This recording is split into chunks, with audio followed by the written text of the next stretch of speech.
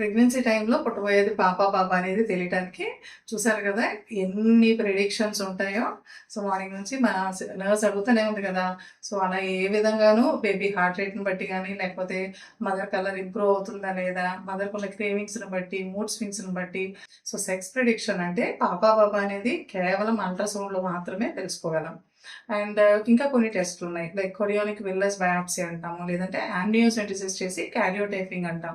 ఈ రెండు ప్రొసీజర్స్లో ఏంటంటే బేబీ తాలూకా సెల్స్ని తీసి సో వాటి జెనెటికల్ కాంపోజిషన్ని టెస్ట్ చేస్తాం అనమాట. సో అలాగా ఆ జీన్స్ని టెస్ట్ చేస్తే పాప బాబా తెలియాలి తప్ప సో ఇలాంటివి ఏవి కూడా ప్రెడిక్ట్ చేయడానికి పాసిబుల్ కాదు.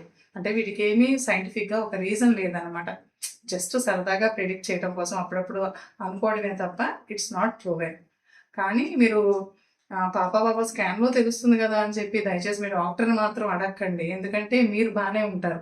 మీరు అలా అడిగేసి సరదాకి మీ డాక్టర్ కనుక రివీల్ చేశారనుకోండి, వాళ్ళకి పనిష్మెంట్స్ అంటే ఫైన్, ఇంప్రిజన్మెంట్ లాంటివి కూడా ఉంటాయన్నమాట.